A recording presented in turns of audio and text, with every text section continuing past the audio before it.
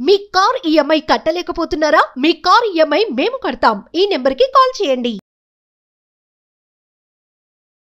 నమస్తే, welcome back to Suman TV. నేను మీ సంజయ్. ఈరోజు మనతో పాటు ఉన్నారు తెలంగాణ హైకోర్టు అడ్వకేట్ శివకుమార్ చారి గారు. సార్తో మాట్లాడి కొన్ని విషయాలు తెలుసుకుందాం.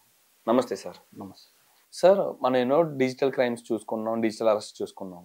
కానీ ఈ మధ్య ఆడవాళ్ళపై న్యూడ్ వీడియో కాల్స్ చేసి డబ్బులు లాగుతున్నారని చెప్పేసి కొంచెం ఒక వార్త వైరల్ అవుతుంది. అండ్ ఆ వార్తలో కూడా కొన్ని నిజం ఉందని చెప్పేసి మాకు తెలుస్తూ ఉంది. అసలు ఈ స్కామ్ అనేది ఎలా జరుగుతుంది? ఇందులో అమ్మాయిలు ఏ విధంగా ఇరుక్కుంటున్నారంటారు? అసలు ఇలాంటి స్కామ్లు ఇరుక్కోకుండా ఉండాలంటే మన 2 తెలుగు రాష్ట్రాల అమ్మాయిలు కూడా ఎలాంటి జాగ్రత్తలు తీసుకోవాలంటారు? ఒక సోదరుడిగా మీరు ఏం చెప్తారు వాళ్ళకి? ఏ ఉమెన్ అయినా చట్టం చేసినప్పుడు ఆ చట్టంలో ఉమెన్స్ కి సెక్యూరిటీ అనేది మన సిస్టర్స్ ని లేకపోతే మన సంబంధించిన మదర్ ని వీళ్ళని బేస్ చేసుకునే చట్టం చేస్తారు. అవతల వాళ్ళ ఇంట్లో ఆడవాళ్ళ కోసం అన్నట్టు ఏరు. సో అందుకే మనం భారతదేశంలో ఉన్న బ్రదర్స్ అండ్ సిస్టర్స్ అని చెప్పేసి మనం చెప్తాం. ఇండియన్ ఆల్ ఇండియన్స్ ఆర్ మన బ్రదర్స్ అండ్ సిస్టర్స్. ఓకే, దీన్ని బేస్ చేసుకొని చట్టాలు చేస్తుంటారు. సో ఇక్కడ మనకు సంబంధించిన ఒక ఏదైతే మొబైల్ ఫోన్ కానీ లేకపోతే ఇంకేదైనా సిస్టమ్ కానీ యూజ్ చేసినప్పుడు మనకు సంబంధించిన సెల్ఫ్ నియంత్రణలో ఉండాలి. ఇక్కడ ఏ అమ్మాయి అయినా సరే ఒక న్యూడ్ వీడియో కాల్ వచ్చింది, అది ఎవరు చేస్తున్నారు, దాన్ని నేను లిఫ్ట్ చేయాలా వద్దా అనేది అది కామన్ సెన్స్. అది ఇప్పుడు జనరల్ గా మనం ఇది లిఫ్ట్ చేయాలా వద్దా అనేది వాళ్ళకు ఆ టైంలో సమయస్ఫూర్తిగా వాళ్ళు ఆలోచించాలి. అంటే సార్ ఎగ్జాక్ట్లీ వచ్చేది ఒక న్యూడ్ వీడియో కాల్ అని వాళ్ళకి తెలియదు కదా సార్. సంథింగ్ అదే నేను ఏమంటున్నా, ఇప్పుడు ఒక కాల్, ఇప్పుడు వీడియో కాల్ అనేది ఎవరు చేస్తున్నారు, ఆ నంబర్ నోనా అన్నోనా, ఓకే, అదొకటి వాళ్ళకి డైరెక్ట్ గా తెలుస్తుంది. ఇంకొకటి ఏంటంటే ఎవరు వీడియో కాల్ చేస్తున్నారు, వీడియో కాల్ చేయాల్సిన సందర్భమా, లేకపోతే వీళ్ళ పర్మిషన్ ఉండి వాళ్ళు చేస్తున్నారా, లేకపోతే డైరెక్ట్ వీడియో కాల్ వచ్చినారు. ఓకే, డైరెక్ట్ వీడియో కాల్స్ ఎప్పుడు కూడా లిఫ్ట్ చేయొద్దు.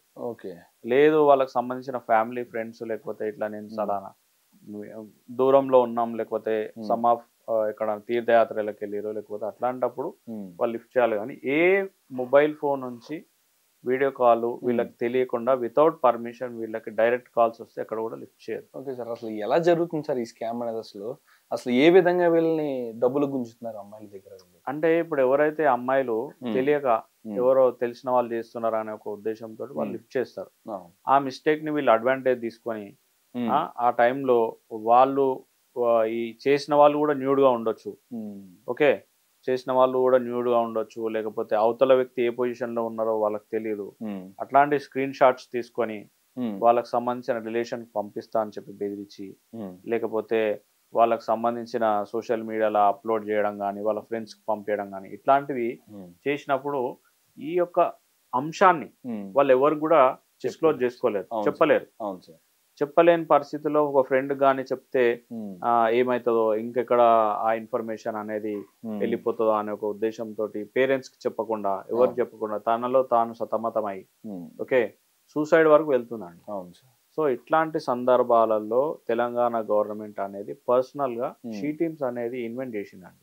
షీ టీమ్ ఇన్వైట్ చేసిన తర్వాత షీ టీమ్ వాళ్ళకి సంబంధించిన టోల్ ఫ్రీ నంబర్ కానీ లేకపోతే షీ టీమ్ నంబర్ కానీ వీళ్ళు కాల్ చేసినట్టయితే వీళ్ళకి WhatsApp, she team WhatsApp number కూడా ఉంది. వాట్సాప్ చేసినట్టయితే వాళ్ళు ఈ యొక్క అమ్మాయి ఇన్ఫర్మేషన్ ఎక్కడ కూడా పాకకుండా బయటికి వెళ్లకుండా వాళ్ళు ఇంటర్నల్ గా కేసు రిజిస్టర్ చేయకుండా వాళ్ళు ఏం చేస్తారంటే వాళ్ళు ఈ యొక్క అమ్మాయికి ఏం ప్రాబ్లం వస్తుందో చూసుకొని ఆ అమ్మాయికి ఏ విధంగా ప్రొటెక్షన్ ఇవ్వాలో ఆ విధంగా ప్రొటెక్షన్ ఇస్తారు.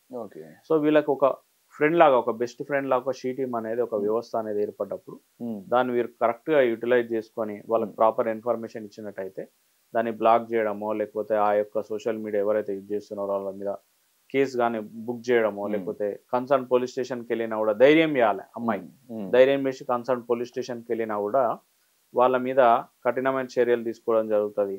Section 67A and 67B of IT information technology act ప్రకారం వాళ్ళపైన చర్యలు తీసుకునే అవకాశం ఉంది. సో ఇట్లాంటి సిచ్యువేషన్లో ఏ అమ్మాయి అయినా సరే ధైర్యం చేసి వాళ్ళ పేరెంట్స్కి చెప్పడమే ఉత్తమం అనేది నా ఉద్దేశం. పర్టికులర్గా ఒక అమ్మాయి నెంబర్ వెతికి మరి ఒక అమ్మాయి నెంబర్కి న్యూ వీడియో కాల్స్ చేస్తున్నారంటే ఇది ఒక ప్లాన్ ప్రకారం జరుగుతున్నట్టు తెలుస్తుంది. అసలు ఇలాంటి అమ్మాయిల నెంబర్స్ అనేవి బయటికి ఎలా వెళ్తున్నాయి, ఇతర వ్యక్తుల చేతుల్లోకి ఎలా వెళ్తున్నాయి అంటారు? ఇప్పుడు జనరల్ గా ఇంతకుముందు ఒక అన్నోన్ కాల్ నెంబర్ వస్తే జనరల్ గా అది ఎవరి నెంబరో తెలియక ఒక ట్రూ కాలర్ అనే యాప్ యూజ్ చేసుకుంటుండే. అవును సార్. ట్రూ కాలర్ యాప్లో చూస్తే ఇప్పుడు ట్రూ కాలర్ యాప్లో దొరకకుండా కూడా పెట్టుకుంటున్నారు నెంబర్లు, అన్నోన్ నెంబర్స్. ఈ నెంబర్స్ ఏం చేస్తున్నారు అంటే ఇట్లాంటి సిచ్యువేషన్లో కూడా దొరకకుండా ఏం చేస్తారు అంటే ఒక నెంబర్ క్రియేట్ చేస్తారు.